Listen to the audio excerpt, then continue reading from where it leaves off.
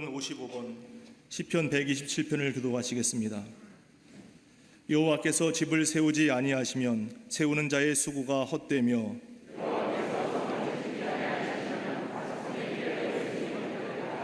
너희가 일찍이 일어나고 늦게 누우며 수고의 떡을 먹음이 헛되도다.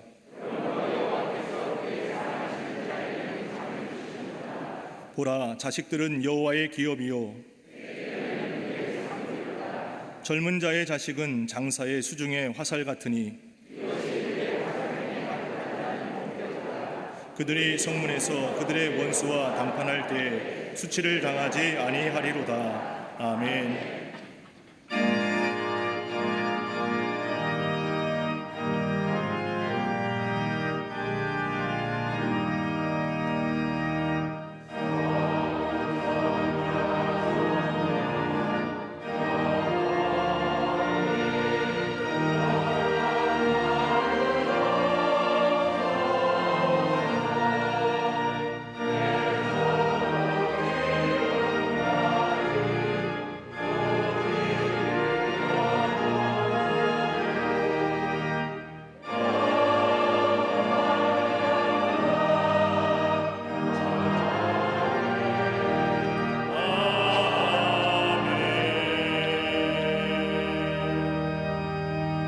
전능하사 천지를 만드신 하나님 아버지를 내가 믿사오며 그 외아들 우리 주 예수 그리스도를 믿사오니 이는 성령으로 잉태하사 동정녀 마리아에게 나시고 본디오 빌라도에게 고난을 받으사 십자가에 못 박혀 죽으시고 장사한 지 사흘 만에 죽은 자 가운데서 다시 살아나시며 하늘에 오르사 전능하신 하나님 편에 앉아 계시다가 저리로서 산자와 죽은 자를 심판하러 오시리라.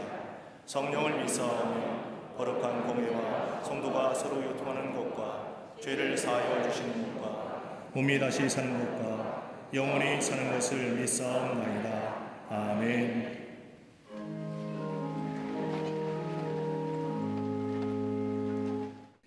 오늘도 복음의 진수를 맛볼 수 있는 은혜의 본당으로 저희를 부르사 영과 진리로 예배드리게 하심에 감사를 드립니다. 성령의 밝은 빛으로 저희 심령을 채우시사 세상에서 오염된 모든 것을 깨끗이 씻어주시며 주님의 뜻을 온전히 분별하여 세상의 악한 권세를 이기는 선한 싸움의 승리자로 삼아 주시옵소서. 주일 예배가 걱정과 두려움으로 불안해하는 시대를 살아가는 이들에게 주님 주시는 참된 평강을 위로부터 부어주시는 은혜의 현장이 되게 하여 주시옵소서. 매일의 삶 속에서 늘 동행해 주시는 주님의 놀라운 사랑과 은혜 가운데 살아감에도 불구하고 두려움을 주는 세상에 점령당한 채 믿음대로 살지 못한 저희의 허물을 자복하오니 긍휼을 베풀어 주시옵소서. 죄의 뿌리를 뽑아주시며 보혈의 능력으로 회개의 은혜를 깊이 경험하게 하사 십자가 거울에 비친 참 자아를 찾아 기뻐하며 영광 돌리게 하여 주시옵소서. 대한민국의 회복과 소망의 새 역사를 허락해 주실 하나님 아버지, 코로나19로 인한 전 세계적인 위기 앞에서 전능하신 하나님 앞에 겸손히 꿇어 엎드려 기도할 때 이 나라가 직면하고 있는 국가적인 위기와 국민들의 아픔을 해결할 수 있는 길을 열어 주시옵소서. 위정자들에게 하늘의 지혜와 명철을 더하시사 당면한 난제들을 현명하게 대처하게 하시며 나라 민족의 안녕과 번영을 위해 헌신하는 마음으로 더욱 충만하게 하옵소서. 한국교회가 구국의 기도를 올려드릴 때 상하고 깨어진 관계들이 아름다운 생명과 축복의 숲으로 변화되게 하여 주시옵소서. 긴박하게 돌아가는 대북 상황 가운데 주님께서 친히 지켜주시사 이 땅에 전쟁의 비극이 재현되지 않게 하여 주시옵소서. 한반도의 복음의 향기가 진동하므로 피 흘림 없는 복음적 평화 통일을 속히 이루게 하여 주시옵소서. 나라와 열방을 살리는 부흥의 용광로로 광림의 제단을 들어 쓰시는 하나님 아버지, 풍파많은 세상에 복음을 전하며 세상의 평안을 선포하는 교회로 민족과 열방의 아픔을 치유하는 강력한 성육신 플랫폼으로 쓰임받게 하시니 감사를 드립니다. 모든 부서와 기관, 속회와 선교를 통해 낙심의 무게에 눌린 이들이 천국 영광의 즐거움으로 속사람이 날로 새로워지게 하옵소서. 잠시 받는 고난에 경한 것에 함몰되지 않는 부활의 영적 기백으로 승리하게 하여 주시옵소서. 다음 세대에 르헤미야와 에스라 같은 재건의 도구로 쓰실 교회, 학교와 어린이집, 샤이닝 키즈와 스쿨, 샤이닝 유스와 사랑부, 청년부와 청장년부가 꿈을 주시고 꿈을 이루시는 하나님을 경외함으로 세상을 다르게 사는 지혜로 충만케 채워 주시옵소서. 세워주신 지성전과 광림의 선교지를 통해 세속의 견고한진이 무너지고 하나님 나라가 확장되게 하옵소서. 목숨 걸고 주님을 따라 사역하는 열방 선교사들마다 성령께서 동행하시사 사역에 필요한 모든 것을 전능하신 하나님의 손으로 공급하여 주시옵소서. 광림에 속한 모든 가정과 일터와 자녀들마다 세상의 소리에 자고 우면하지 않고 믿음의 산 정상에서 성령의 진리로 다스림을 받아 새 창조의 능력으로 충만한 평생이 되게 하여 주시옵소서. 평생 주님의 물된 동산에 우뚝 선 푸른 감람나무로 강력하게 쓰임받게 하신 감독님의 영육을 더욱 강건케 하옵시며 민족과 열방을 살리고 세우는 기경자로 늘 세워 주시옵소서. 막중한 짐을 지시고 목회하시는 담임 목사님께 하늘의 평강과 성령의 능력을 더하시며 주신 은사와 강점을 마음껏 발휘하여 주의 재단과 한국교회, 세계 선교를 향한 하나님의 비전을 능히 감당하시도록 글로벌 리더십의 중심에 세워 주시옵소서. 오늘도 거룩한 강단에서 주님의 말씀을 대언하실 때 겁쟁이 제자들을 목숨 걸고 순교하는 증인으로 변화시키신 부활의 영이 염려와 근심 속에 있는 이들에게 임하시사 새롭고 살 길이 열리는 은혜의 시간 되게 하여 주시옵소서. 구원의 감사와 성령의 기쁨으로 충만하여 함께 예배드리는 광림 남교회와 서교회, 북교회와 국내의 선교지, 방송으로 예배드리는 모든 성도들 가운데 본당과 동일한 은혜를 소낙비처럼 부어주시사 하나님을 향해 자라가는 은혜를 맛보게 하옵소서. 육신의 질병과 마음의 무거운 짐을 지고 주일을 보내는 성도들에게 성령님께서 말씀과 기도 찬양으로 머리끝부터 발끝까지 충만하게 지배하시사 모든 질병은 치유되고 모든 결박은 풀어지게 하여 주시옵소서. 여러 사정으로 이 자리에 참석지 못한 교우들에게도 믿음이 더욱 견고해져 세파 속에서도 흔들림 없는 믿음의 눈과 순전한 가슴으로 무장된 신실한 주님의 자녀들 다 되게 하여 주시옵소서.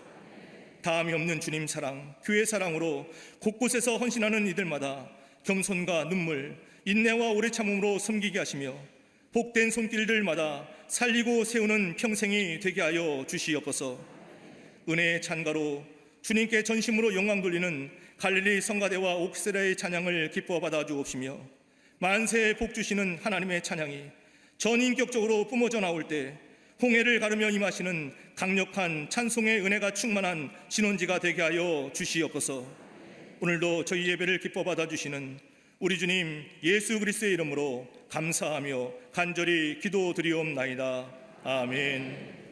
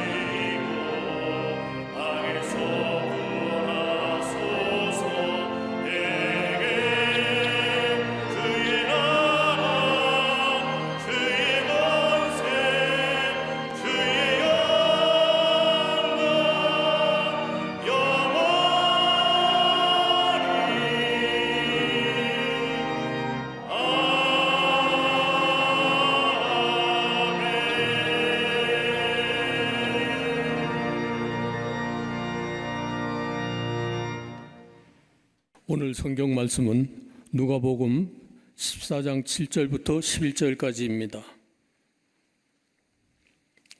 청함을 받은 사람들이 높은 자리 택함을 보시고 그들에게 비유로 말씀하여 이르시되 내가 누구에게나 혼인잔치에 청함을 받았을 때 높은 자리에 앉지 말라.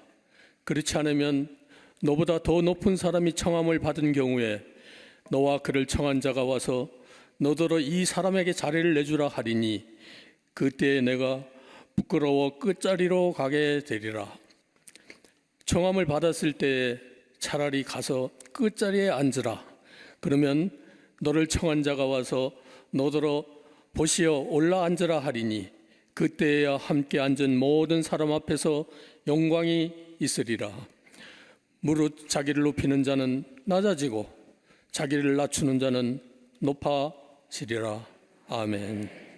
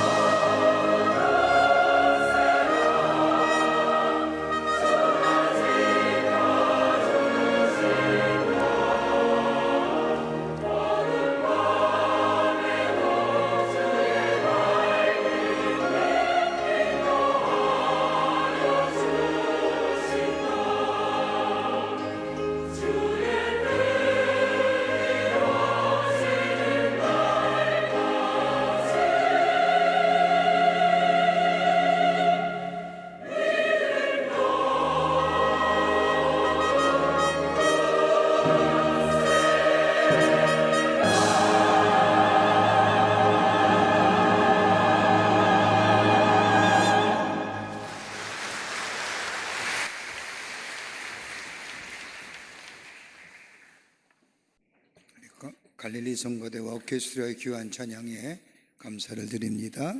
은혜 받습니다. 유대인들이 자녀들이나 그 밖의 사람들에게 진리를 설명할 때에 쓰는 몇 가지의 방법이 있습니다. 그 하나가 사건을 상징적으로 설명하는 겁니다. 이미지화 시켜서 상징성으로 심볼릭하게 설명하는 겁니다. 또 하나 있다고 한다면 비유를 들어서 그 깊은 뜻을 풀이해 주는 겁니다. 예수님도 하나님 나라의 복음을 전할 때, 특별히 하나님 나라를 설명할 때에 잘 이해하지 못하는 사람들에게 일상생활에서 쉽게 이해하고 납득될 만한 일을 가지고 비유를 통해서 하나님 나라의 복음을 전하셨던 것을 보게 됩니다. 그 대표적인 말씀이 누가복음 8장의 10분인 자의 비유입니다. 우리가 잘 알고 있는 10분인 자의 비유, 우리의 삶의 속에서 흔히 접하고 볼 수 있는 장면들을 가지고 우리 예수님은 그 비유를 통하여 하나님 나라의 복음을 전하셨던 것을 보게 됩니다. 또 하나가 있다고 한다면 잠언이나 격언을 통해서 하나님 나라의 말씀 또 진리를 설명하는 겁니다. 잠언이란 것은 지혜롭게 살아가는 데 필요한 삶의 실제적인 원리들을 쓰여진 것이 잠언입니다. 우리나라에도 격언들이 있듯이 유대 사람들에게도 잠언이라는 것이 있어서 삶의 실제적인 원리들을 그 잠언을 통하여 가르쳐 주는데, 그 진리와 더불어 하나님 나라의 교훈들, 잠언이라는 것을 통해서 하나님 나라의 복음을 설명하고 이야기합니다. 예수님은 당시에 유대인들이 갖고 있는 교훈이나 또 랍비들이 가지고 있는 교훈들을 일반 사람들에게 쉽게 이해하기 위해서 쓰여진 이 잠언을 통해서 여기에 덧붙여서 첨가해서 하나님 나라의 복음을, 진리를 전하셨던 것을 보게 됩니다. 예수님의 자본, 즉 격언은 성경에 여러 곳에서 나옵니다. 마태복음 5장에 나오는 마디른 소금의 이야기도 저 유대 사람들이 가지고 있는 잠언 속에 나오는 격언 가운데 잠언의 말씀을 가지고 하나님 나라의 복음을 전했던 것이 보게 됩니다. 마태복음 7장에 나온 좋은 나무와 좋은 열매의 말씀도, 누가복음 2장에 나오는 세술은 세부대라는 말씀도, 요한복음 12장에 나오는 자기 생명을 사랑하는 자의 말씀 또한 잠언의 말씀을 가지고 하나님 나라의 복음을 전하셨던 것을 보게 됩니다. 오늘 우리가 읽은 이 본문의 말씀, 우리가 너무나도 잘 알고 있는 예수님의 말씀 가운데 하나입니다. 무릇 자기를 높이는 자는 낮아지고 자기를 낮추는 자는 높아지리라고 하는 말씀, 예수님이 이 말씀을 설명하기 위해서 한 이야기를 이끌어 가십니다. 바리새인이 예수님을 자신의 집으로 초청합니다. 왜 초청했는지 본문에는 나오지 않지만은 안식일에 예수께서 바리새인의 한 두령의 집에 떡 잡수러 들어가시니라고만 기록되어 있습니다. 왜 바리새인이 예수님을 자신의 집으로 초대했는지 자세히 나오지 않지만 예수님의 제자가 되고자 함도 아닐 겁니다. 예수님을 존경하거나 사랑하는 것도 아니요, 그렇다고 해서 예수님의 사역에 동참하기 위해서 예수님을 자신의 집에 초대한 것도 아니었을 겁니다. 아마도 하나님의 아들이요 메시아요 많은 사람의 그리스도이신이라고 외치는 그 예수님을 자신의 집으로 초대함으로 자신을 드러내고자, 많은 사람에게 나타내고자 했을 것입니다. 이것을 아신 예수님은 귀한 교훈의 말씀을 제자들에게 하십니다. 혼인잔치에 참여함을 받았을 때 높은 자리에 앉지 말라라고 말씀하시며 자세히 설명해 가십니다. 차라리 낮은 자리에 앉아라. 내 생각에 이쯤 앉아도 되겠다 싶더라도 그보다 더 낮추어 앉아라. 그렇게 낮추어 앉고 보면 주인이 와서 왜 여기 앉아 있느냐, 저 자리로 올라가십시오, 거기 가서 앉으시라고 할 것이 아니냐.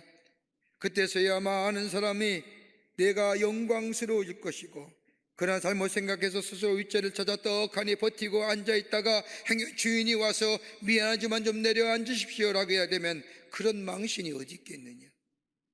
그러니 윗자리에 앉지 말고 낮은 자리에 앉아라. 그러면서 11절 말씀에 무릇 자기를 높이는 자는 낮아지고 자기를 낮추는 자는 높아지리라고 말씀하십니다. 여러분, 그리스도인의 정의를 어떻게 내릴 수 있을까요? 많은 정의가 있지만 저는 그 가운데 가장 마음에 드는 정의가 하나 있다고 한다면 그리스도인들은 강한 자라는 겁니다. 어떤 어려움이나 어떤 역경이나 무너지지 않는 자라는 겁니다. 내가 강해서가 아니라 예수님이 내 안에 계시기에 강한 존재가 되었다는 겁니다. 세상의 사람들은 강한 자가 되기 위해서 많은 것들을 이야기합니다. 지혜가 있어야 되고, 지식이 있어야 되고, 물질이 있어야 되고, 힘이 있어야 되고, 권력이 있어야 되고, 그것이 나를 강한 자로 만든다고 하지만 그리스도인의 삶은 그것이 나를 강한 자로 만드는 것이 아니라 예수가 내 안에 계실 때에 그 자가 바로 강한 자가 됩니다. 그런데 강한 자의 윤리가 뭘까요? 강한 자가 가져야 윤리가 어떤 것일까요?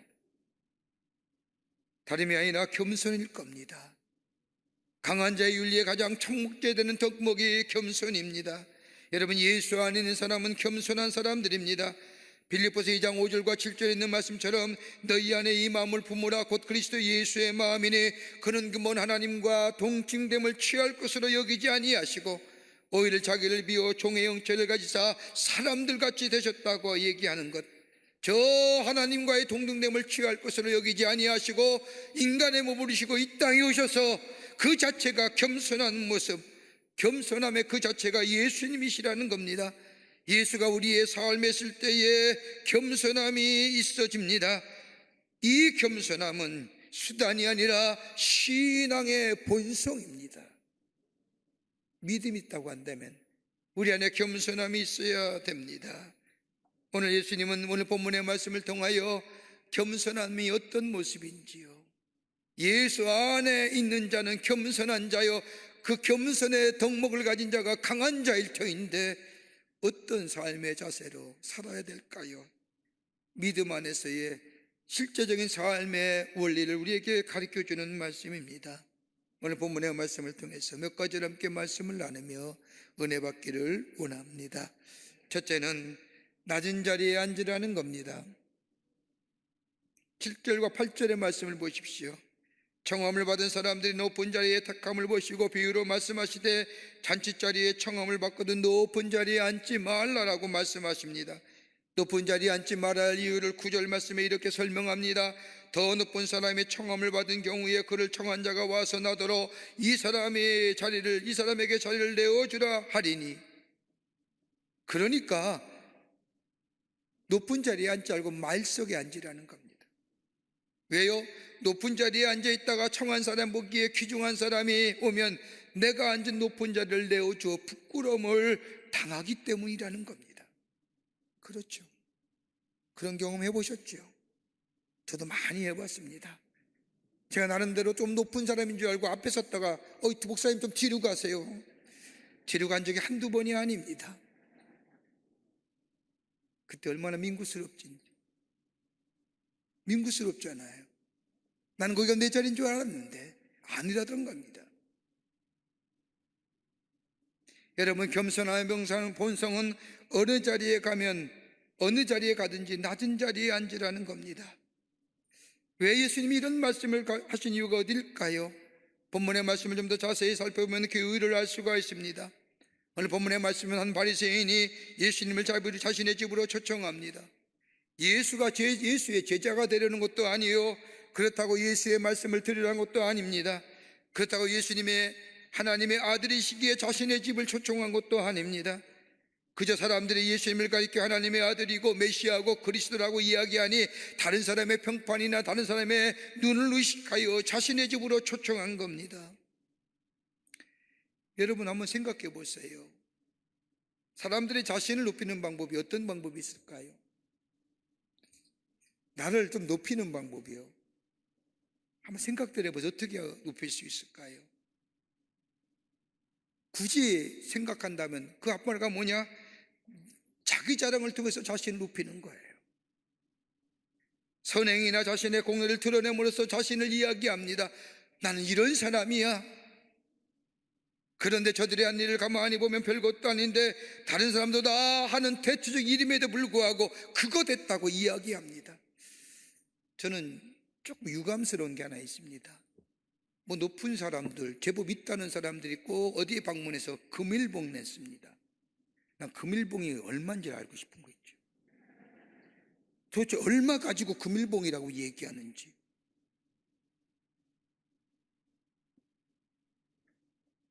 다 할 수 있는 일을 가지고 별것도 아닌 거 가지고 남들은 그보다 더 많이 하는데 자기 자랑을 통해서 자기 드러내는 겁니다. 또 하나 또 간다면 권세 있는 사람이나 힘 있는 사람과의 관계를 통해서 자신을 높이는 겁니다. 많이 하죠. 난 누구 알아? 나 어떤 사람과 알아? 내가 아는 사람이 어느 자리에 있어? 그런 사람을 통하여 자신을 높이는 사람, 내가 누구를 알고 있는데, 여러분 가만히 봅시다. 이것의 결말은 뭐예요? 좋지 못한 일이 나타납니다. 내가 누구 알아? 누구와의 관계성을 통해서 자신을 드러낸 사람, 제대로 무언가 좋은 일에 쓰임받는 걸 못 봅니다. 그 사람을 이용하고 그 사람을 사칭하고 자신의 유익을 위하여, 궁극적으로 자신을 드러내는 자신의 유익을 위한 일입니다. 또 하나 있다고 한다면 다른 사람을 대접함으로써 자신을 높이는 겁니다. 누구를 대접했다는 것으로 인하여 자신을 높이고 자신을 드러내는 길입니다. 여러분, 유대인들에게는요, 덕목이 6가지가 있습니다. 이런 덕목이 있으면 덕 있는 사람이라고 이야기합니다. 그 하나가 뭐냐? 공부하는 겁니다. 여러분, 유대인들은 끝까지 공부해요. 어려서부터 덕목이 공부하는 덕이라는 걸 알기 때문에. 또 하나 또 한데 환자를 방문하는 겁니다. 자비와 긍휼의 마음을 가지고 아픈 사람을 찾아가 위로하는 겁니다. 또 하나 또 한다면 대접하는 일입니다. 다른 사람을 대접하는 일. 네 번째는 자녀에게 율법을 가르치는 일이고, 다섯 번째는 기도하는 일입니다. 그러기에 유대인은 관습에 따라서 하루에 3번씩 기도하지 않습니까? 이게 덕이에요. 이게 신앙의 거룩한 습관이 아니라 덕목으로 되어 있기에 유대는 습관적으로 하루에 3번씩 기도하는 겁니다. 또 하나 있다면 다른 사람을 위하여 최선을 생각하는 겁니다. 아마도 바리새인이 예수님을 초청했던 것은 다름이 아니라 예수님을 자신의 가정으로 모셔서 대접함으로 인하여 덕을 세우는 일로, 다른 사람에게 자신의 덕을 드러내는 일로 생각했기에 예수님을 자신의 가정으로 모셔서 예수님을 대접했던 겁니다. 다시 말하면 자신을 높이는 일에 예수님을 이용한 것이지요. 그런데 예수님은 그렇게 하지 말라는 겁니다. 다른 사람을 이용하기 위하여 자신을 높이는 일에 높이지 말라는 겁니다. 그러면서 11절 말씀에 무려 자기를 높이는 자는 낮아지고 자기를 낮추는 자는 높아지리라. 다른 사람을 이용하거나 자기 자랑을 통해서나 다른 사람을 대접함으로 이런 것으로 높아지지 말라는 겁니다. 이거는 그리스도인이 가져야 할 덕목이 신앙의 본성이 아니라는 겁니다. 여러분, 요즘 우리 주변에 보면 많은 분들이 병들로 고생합니다. 병이 참 많아요. 종류도 많고요. 암의 종류도 얼마나 많은지요. 여러분, 육신의 병, 여러분들 얼마든지 의사의 말을 따라 행하며 자신을 바르게 하면요, 육체의 병 나을 수 있어요. 마음을 긍정적으로 먹으면서요. 많은 암 가운데 그러지 않습니까? 요즘 시대는 암이 마치 감기처럼 친구처럼 생각하며 지내는 시대라고 얘기를 합니다만은 암 가운데 가장 치료에 낮은 것이 췌장암이라고 합니다. 한 방송에 의사 선생님이 나와서 말씀드린 걸 보니, 여러분, 췌장암도 마음을 긍정적으로 먹고 의사의 처방을 따라 행하며 규칙적인 운동을 하며 마음을 바르게 가지면 생존율이 높아지는 거예요. 완전한 치유는 아닐지라도 생존율을 높일 수 있다는 겁니다. 그런데 여러분, 우리의 마음 깊은 곳에 자리 잡고 있는 이 마음의 병은 어떠합니까? 다 마음에 건강하십니까? 아니잖아요. 나도 모르는 사이에 남이 모르는 내 마음속에 있는 상처들, 아픔들, 이 흔적들, 이것 때문에 쩔쩔매고 어찌할지 모르는 우리의 마음의 병들, 여러분, 그 병의 원인이 어디에 있을까요? 죄 아닙니까? 하나님과의 관계성이 끊어졌기 때문에, 하나님과의 관계가 무너졌기 때문에, 하나님과의 관계가 깨져버렸기에 우리 마음에 불안이 찾아오고 염려가 찾아오고 걱정이 찾아오고 근심이 찾아온 거 아니냐. 너희는 근심하지 말라, 하나님을 믿으니 또 나를 믿으라고 했는데, 우리 마음속에 근심이 있는 것은 하나님 믿지 못하는 불신앙, 그 신앙의 원인이 어딜까요? 내 마음속에 있는 죄의 문제 아니니까요.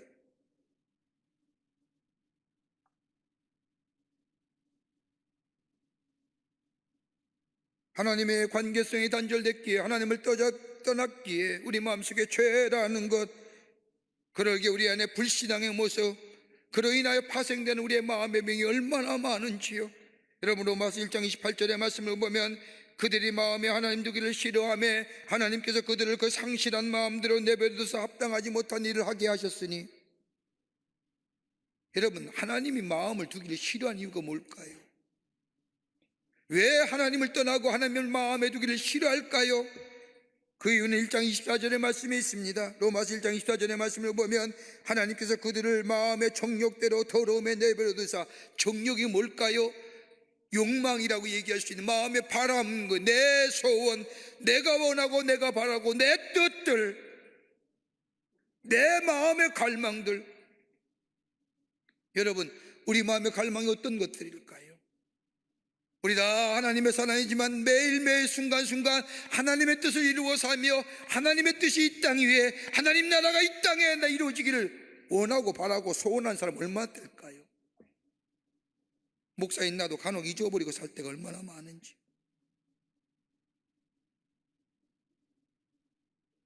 여러분의 절실한 꿈이 어떤 겁니까? 그들이 마음의 정욕대로 내버려 두셨다는 것은 그들이 물질이든 명예든 그 어떤 것이 그냥 이루게 그냥 내버려 두셨다는 겁니다. 그런 다음에 생기는 우리의 마음이 어떤 걸까요? 다름 아닌 내 의의와 내 의지와 내 노력과 내 자랑과, 그게 쌓여져 교만함 아닐까요?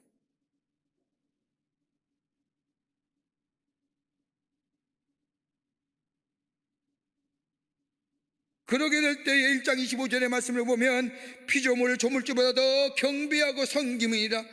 하나님을 섬긴 것보다 내가 스스로 이루어진 것에 대해 피조물적인 것을 더 섬길 뿐만 아니라 그로 인하여 하나님의 아니 계신 곳에 어떤 것들이 일어나요? 로마서 1장 29절의 말씀을 보면 불의와 추악과 탐욕과 악의가 가득한 자요, 시기와 살인과 분쟁과 시기와 악독이 가득한 자요, 수근수근거리는 자요.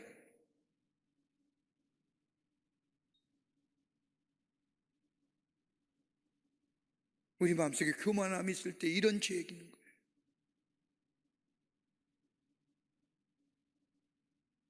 하나님이 떠나 스스로 할 수 있다는 인간의 교만함이 죄라는 것으로 나타나는 겁니다. 여러분, 교만함이 뭘까요? 교만함의 정의를 어떻게 내릴 수 있을까요? 여러분, 다름이 아니라 자신을 제대로 평가하지 못할 때에 교만함이 생깁니다. 내가 누구인지를, 내 정체성을 잃어버릴 때에, 그러게 예수님이 말씀하신 자기를 높인다는 것은 내가 나를 높인다는 겁니다. 진실한 자기 평가가 아니라 내가 나를 제값보다 높이 평가할 때 그걸 가리켜 교만이라고 얘기하는 겁니다. 여러분, 가만 보세요. 우리 다 똑같은 자 아닙니까?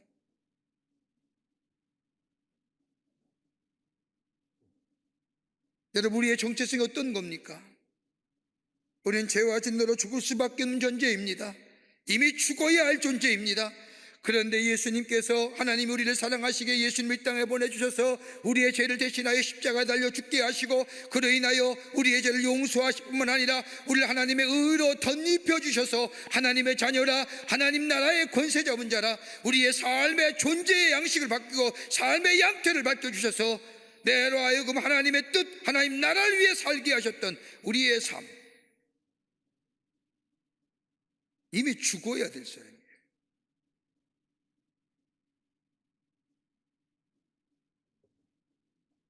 내가 어떤 장과 바르가 할 때 겸손할 수 있는 겁니다.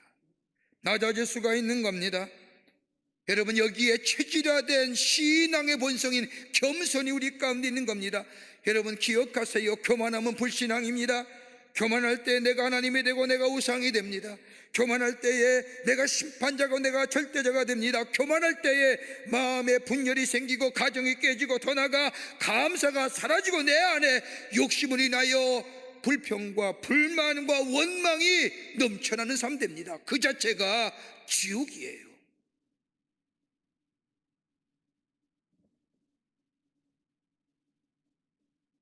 겸손은, 신앙의 본성의 겸손은 신앙 안에서, 예수 안에서만이 가능합니다. 거듭난 사람만이 가질 수 있는 성품입니다. 매일매일 회개하는 마음속에 겸손함이 임합니다. 자기중심과 더불어 성실함에 우러나오는 성품이 겸손입니다. 그러기에 고린도후서 12장의 말씀을 보면 바울은 자신에 관하여 말하기를 자신에게는 육체의 가시 사단의 사자가 있었다고 말합니다. 이것 때문에 괴로워했다고, 이것 때문에 3번씩이나 하나님 앞에 기도했다고요. 여러분 성경 말씀을 가만히 읽어보세요. 3번씩 기도했던 게 그냥 눈 감고 기도한 것을 그쳤을까요? 아닐 겁니다. 생명을 걸고 기도했을 겁니다. 하나님, 내가 복음을 전하다가 행여 이것으로 인해서 내가 넘어지거나 뒤로 자빠지면 하나님의 영광 가리킬까 두렵습니다. 저야 괜찮습니다. 내 육체의 병이기에. 그러나 하나님의 말씀을 전하다가 내가 넘어지거나 뒤로 자빠지면, 야, 네가 믿는 하나님이 어떤 하나님이라고 얘기할 때 나는 뭐라고 얘기해야 됩니까? 그러니 이거 사해해 주십시오. 내 안에 제하여 주십시오. 3번씩이나 목숨 걸고 기도했다는 거예요.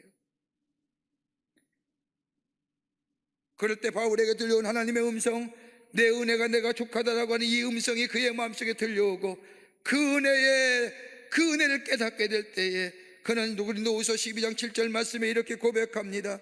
여러 계시를 받은 것이 지극히 크므로 너무 자만하지 않게 하시려고 내 육체의 가시 사단의 사자를 주셨으니 이는 나를 쳐서 너무 자고하지 않게 하려 하심이니라. 나를 자고하지 않게, 교만하지 않게. 이것마저 없으면 난 교만해졌어. 이것 때문에라도 더 하나님 앞에 엎드려 기도하며, 이것 때문에라도 더 하나님의 은혜를 구하며, 이것 때문에라도 내가 더 겸손해지는,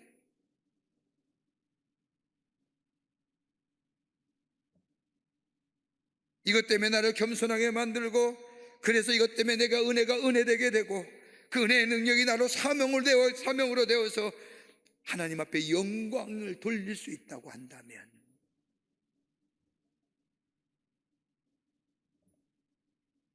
여러분, 그러게 예수 안에 있는 자는요, 겸손이 신앙의 본성이 되는 겁니다. 그럴 때에 하나님 나라가 이 땅에 이루어지고요, 하나님의 뜻이 우리를 통하여 이 땅에 선포되어지는, 우리 안에는 그로 인하여 의와 희락과 화평이 넘쳐나는 하나님 나라의 백성의 삶을 살아가는 복된 인생 됩니다. 그 어떤 것이 우리를 겸손케 하지 못합니다. 내가 누구인지를 분명히 알게 될 때에, 십자가의 은혜 안에서 내가 새롭게 된 자임을 고백하게 될 때에 거기에 겸손함이 있어지고, 그로 인하여 내 안에 주의 주시는 놀라운 은혜 안에서 주의 주신 사명을 감당할 뿐만 아니라 예수를 증거하며 예수 안에 거하는 복된 인생이 되는 줄 믿습니다. 두 번째는 섬기려 하는 사람입니다. 섬기는 자예요. 오늘 11절 말씀을 보면 무릇 자기를 높이는 자는 낮아지고 자기를 낮추는 자는 높아지리라고 하는 말씀은, 낮추는 자라는 말씀은 스스로 낮추는 자를 말합니다. 스스로 높일 때에 다른 사람을 낮추게 됩니다. 여러분 가만 보세요. 내가 높아지려면 다른 사람 낮춰야 돼요. 내가 나를 높이는 순간 다른 사람은 낮아지게 돼요. 상대적인 거예요. 그러기에 나를 높이기 위해서는 다른 사람의 흠집을 낼 수밖에 없어요. 단점을 이야기하고 부족한 점을 말할 수가 없어요. 누가 이러이러하더라, 누가 저렇하더라. 다른 사람을 허물을 보고 흉물을 순간 내가 올라갔다고 생각하지만요, 아니잖아요. 여러분, 이것처럼 병든 생각 어디 있습니까? 끌어내려야 내가 올라간다, 이건 병든 생각이고, 이런 사회는 병든 사회입니다. 오늘 본문에 보면 바리새인이 예수님만 자신의 집으로 모신 것이 아니라 다른 사람도 다 함께 모셨습니다. 예수를 섬기려는 마음, 예수의 제자가 되는 마음이 아니라 다른 사람에게 보이려 하기 위함입니다. 스스로 높아지려고 하는 마음입니다. 자기의 자랑 삼아 다른 사람보다 높아지려는 이 마음을 아시고 예수님이 말씀하시죠. 섬김을 받고자 하느냐? 그러면 먼저 섬기는 자가 되어야 하느니라. 섬기라는 겁니다. 왜 섬기지 못하나요? 섬기지 못한 이유가 어디 있을까요? 한번 생각해 보십시오. 우리가 일상의 생활에서 아마 이런 걸 거예요. 교만함 때문에. 교만한 자는 절대 못 섬겨요. 또 하나 있죠. 자기 우월감 가진 사람이에요. 나는 특별하다고 하는 특권의식에 가지고 사는 사람, 절대로 섬김이 없어요. 섬김 받으려만 하지요. 아무것도 없는 사람이 나는 특별하다고 생각하는 경우에 많이 있는데, 이 사람 마음은 병든 마음의 사람입니다. 뭐가 특별해요? 우리 다 특별한 존재인가요? 하나님 안에서 하나님의 은혜를 받은 특별한 존재이지요. 그런데 다 똑같잖아요. 예수님이 가르친 주의 기도를 가만히 보십시오. 마태복음 6장 이후에 나오는 예수님이 가르친 주의 기도를 보면 첫 번째로 제자들에게 뭐라고 가르칩니까? 하늘에 계신 우리 아버지, 우리 아버지의 하나님은요, 나의 하나님도 될 뿐만 아니라 다른 사람의 하나님도 돼요. 나면 특별한 하나님의 은혜 안에서 하나님의 자녀인데, 이건 내가 하나님과의 수직적인 관계 속에서 얻어지는 거지요. 다른 사람도 똑같이 하나님의 자녀요, 하나님의 백성이 될 하나님의 특별한 은혜 가운데 그 상대적인 거예요. 하나님 보시기에 다 똑같이 구원받아야 할, 똑같이 사랑받아야 할 존재예요. 하나님과 나와의 관계 속에서는 수직적인 관계이기에, 절대적인 관계이기에 하나님이 나를 사랑하시고 나를 하나님의 자녀에 대해 삼으셨다고 해서 감격과 감사와 하나님에 대해 은혜의 기쁨이 넘쳐난 삶지만, 상대적 관계, 저도 다른 사람도 똑같은 관계. 그러게 하나님을 뭐라고요? 우리 아버지라고. 이게 기독교의 평등 사상이에요. 다 똑같아요. 저도 하나님의 구원을 받아야 할 자이고, 저도 죄인이며, 저도 하나님의 사랑을 받아야 할 자인데, 근데 뭐가 특별해요? 우리가 다 죄인인데. 교회 밖에 이런 보고가 있습니다. 어린아이들이 어려서부터 너는 특별한 아이야, 너는 다른 아이야, 넌 좀 특별해, 이렇게 말 들은 아이와 그렇지 않은 아이를 차이를 보니까요, 넌 특별한 아이라고 얘기 듣고 자란 아이가 거짓말 더 많이 한대요. 왜요? 기대치가 있으니까. 선생님과 부모의 기대에 어긋나지 않으려고요. 여러분, 특별한 것 없어요. 우리 다 똑같아요. 하나님 앞에서 구원받아야 할 백성이고 구원받았고, 하나님의 사랑받아야 할 백성이고 사랑받았고, 우리 죄인이지만 우리 의롭다 여기시는 하나님의 은혜 안에 사는 거고요. 왜 섬기지 못해요? 가졌다고요? 얼마나 가지셨습니까? 아신다고요? 얼마나 아십니까? 여러분, 건조하고 축풍낙엽이란 이야기처럼, 여러분 건자 있으면 얼마나 있습니까? 가을바람에 그저 떨어지는 것이 겁과 저 축풍낙엽인데요.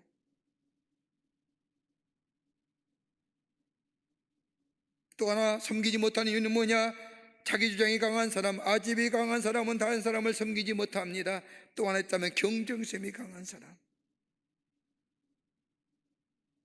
그런데 예수가 그의 삶 속에 임하게 될 때에, 예수가 그의 삶의 주인 됐을 때에, 예수의 마음이 그의 마음 속에 있게 될 때에, 여러분, 예수의 마음은 섬기는 자의 마음이고, 섬김을 받으려 하심이 아니라 섬기려 하시고 대성물로 주려주던 그 예수가 그의 삶 속에 주인 되어줄 때에, 그의 마음 속에 예수의 마음이 자리 잡고 예수의 마음이 자리 잡을 때에 섬기는 자의 모습.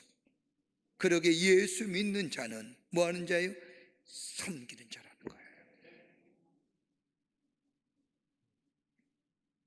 그럴 때 예수가 증거되는 겁니다. 기독교 상담 심리학의 새로운 장을 연 하워드 클라인벨 박사가 쓴 책 가운데 웰빙, 뭐랄까, 잘된 존재, 잘 사는 존재, 어떤 사람이냐? 웰빙이란 책을 보면 인간에게는 강력한 힘 4가지가 있다는 겁니다. 하나는 뭐예요? 지배하는 힘입니다. 지배력, 이거 강력한 힘입니다. 여러분이 마음속에 다 가지고 있는 힘이에요. 누군가 남의 것을 지배하고자 하는 마음. 또 하나 한다면 공격력, 공격하자고 하는 마음. 세 번째가 있다면 베푸는 능력입니다. 네 번째가 있다면 함께하는 능력입니다. 그 가운데 가장 강력한 힘이 뭐냐? 함께하는 능력.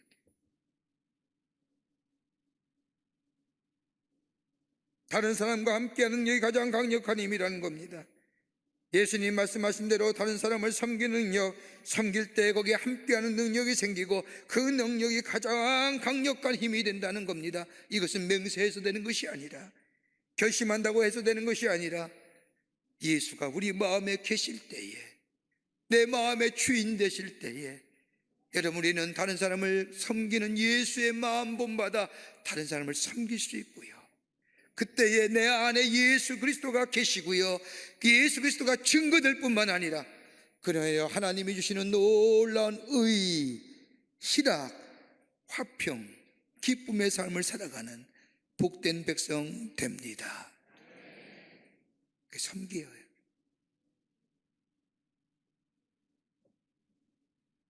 끝으로 예수님이 높여주신다는 겁니다.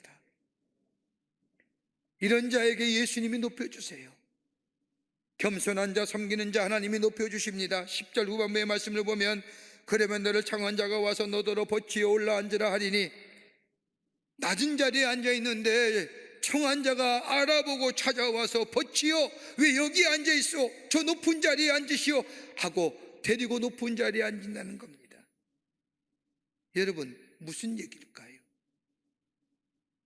내가 스스로 낮출 때 하나님이 높여주신다는 겁니다. 내가 스스로 높인다고 해서 높아지는 것이 아니라 높이는 자는 따로 있는 겁니다. 누가 높여요? 주인이 높이는 겁니다. 청한 자가 높이는 겁니다. 내가 높아지려고 해도 내가 높아지는 것이 아니라 주인이 나를 높아지게 하면 높은 자 되는 겁니다. 주인이 나를 낮은 자로 여기면 낮은 자 되는 겁니다. 누가 정하느냐? 주인이 정하는 거예요.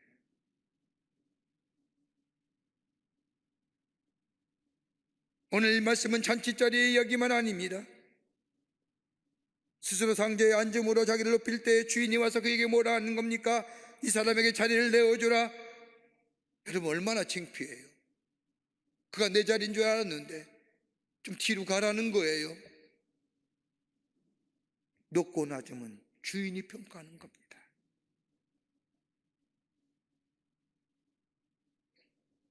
어떤 사람은 스스로 낮아지는 것이 마치 내가 손해보는 것처럼 생각하고 이것을 어떻게 해서든지 만회보려고 스스로 높이려고 변론하고 변명하고 이야기하지만, 여러분, 그러면 그럴수록 추해지지 않습니까? 인격이 비참하게 됩니다. 그러나 우리가 낮아지면 우리의 주인 되신 우리 하나님이 우리를 높여주십니다. 그러기에 예수님은 스스로 낮추라고 말씀하실 뿐만 아니라 야고보서 4장 10절의 말씀을 보면 주 앞에서 낮추라, 그리하면 주께서 너를 높이시리라고 말씀하며, 하나님은 교만한 자를 물리치시고 겸손한 자에게 은혜를 주신다 말씀하십니다. 낮아지는 자, 예수가 우리 안에 계실 때 이게 신앙의 본성입니다. 섬기는 자, 겸손한 자, 낮아지는 자. 이 마음 품을 때에요, 하나님 나라가 이 땅에 이루어지는 겁니다. 이 땅이 밝아지는 겁니다. 풍성해지는 겁니다. 세계적인 흑인 성악 가수 가운데 로널드 헤이즈라고 하는 사람이 있습니다. 이 헤이즈가 저 조지 어느 시골 마을에 살다가 맨발로 도시에 나온 배우지 못한 흑인 청년인데 목소리가 좋습니다. 도시에 나와서 갈 곳이 마땅치 않아 이래저래 방황하다 주일이면 꼭 예배당에 들려서 찬송을 하는데 그 목소리가 좋다 보니까 찬양대에 서게 됐습니다. 어느 날 그 덕으로 같은 찬양대에 있는 어느 부자 의사집에 점심 초대를 받아갑니다. 그 집에서 그는 처음으로 유성기라는 것을 보았고, 유성기를 통해서 당대의 명성이 높았던 카루소의 노래를 듣게 됩니다. 말로만 듣던 그 카루소의 음성을 유성기에서 나오는 소리로 듣는 순간, 그가 나중에 그의 책을 보면 이렇게 회상합니다. 그때 처음으로 카루소의 노래를 듣는 순간 내 가슴에 요란한 종이 울리기 시작했다. 그리고 내 가슴에는 카루소로 가득 차 있었다. 마치 저 지평선 너머에서 나를 부르는 소리가 들리는 것 같았다. 그 후에서부터 나는 카루소에 미쳐 살았다. 카루소가 나를 이끌고 왔다. 카루소처럼 말하고 카루소처럼 행동하고 카루소처럼 노래를 불렀다. 이미 내 안에는 내가 없었다. 카루소가 있었다. 그 카루소의 애가 저 지평선 너머에서 나를 부르는 소리처럼 들렸다. 그런 결과 조지아의 맨발로 뛰쳐나온 이그 시골 흑인 청년이 도널드 헤이즈라고 하는 유명한 성가 가수가 되어 많은 사람들에게 감동을 주었던 것을 보게 됩니다. 그리스도인이 누굴까요? 예수님이 나를 지배하고 주의 음성이 나에게 들려옴고 그리고 예수님께서 나에게 새로운 의지를 따라 주신 의지를 따라 살아가겠뿐만 아니라 가슴 설레이며 주님과 동행하는 삶이 그리스도인입니다. 그러기에 그리스도인이란 예수를 생각하는 사람이 그리스도인이고, 그리스도인이란 예수가 사랑하는 그 사랑을 품은 사람이고, 그리스도인이란 예수가 가고 싶어하는 그런 곳에 가는 사람이며, 그리스도인이란 예수가 졌던 그 십자가를 지는 사람. 오늘 주님 우리에게 말씀하신 것처럼 신앙의 본성인 우리 안에 낮아짐과 겸손함과 섬기는 삶이 있을 때, 예수님이 그렇게 하셨듯이 우리 안에 그것이 있게 될 때에 주께서 우리에게 주신 하나님 나라가 이 땅에 이루어지고 주의 뜻이 이 땅에 이루어지는데 쓰임받을 뿐만 아니라 우리 안에는 주의 주신 놀라운 은혜와 사랑이 충만한 하나님의 백성으로 이 땅에 선한 영향을 미치며 사는 자로 살아가게 될 줄 믿습니다. 이 은혜가 여러분과 저 가운데 넘쳐나기를 주의 이름으로 축원합니다. 하나님 감사합니다. 저희들 하나님의 사람으로 세워주시고 지키시고 인도하여 주심에 감사합니다. 예수의 마음 우리 안에 넘쳐나게 하셔서 예수 본받아 섬기는 자로, 낮은 자로, 겸손한 자로 살아 이 땅에 하나님 나라를 이어가는 저희들 되게 도와주시옵소서. 저희 안에 의의가 넘쳐나게 하시고 희락이 넘쳐나게 하시고 화평이 넘쳐나는 하나님 나라의 백성의 삶 살아갈 수 있도록 도와주시옵소서. 성령이 도우실 줄 믿으며 예수님의 이름으로 기도하옵나이다. 아멘.